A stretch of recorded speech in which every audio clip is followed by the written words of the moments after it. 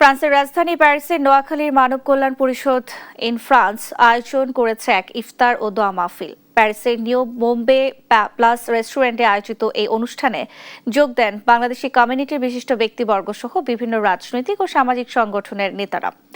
সংগঠনটির সভাপতি সাইফুল ইসলাম স্বপনের সভাপতিত্বে এবং সাধারণ সম্পাদক এম এ রশিদ পাটোয়ারির পরিচালনায় এতে অংশ নেন কমিউনিটির বিশিষ্ট ব্যক্তিবর্গ।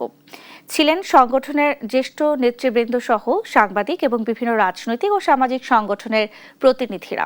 প্রবাসের কর্মব্যস্ত জীবনের মাঝে এমন আয়োজনকে সাধুবাদ জানান অতিথিরা।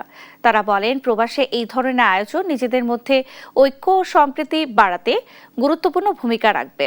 ইফতারের ঠিক আগ মুহূর্তে মুসলিম উম্মার শান্তি ও সমৃদ্ধি কামনা করে বিশেষ দোয়া ও মোনাজাত পরিচালনা করেন সংগঠনের ধর্ম বিষয়ক সম্পাদক ইমাম উদ্দিন নিজাম। মুনাজাত শেষে উপস্থিত সবাই একসঙ্গে ইফতারে অংশ নেন।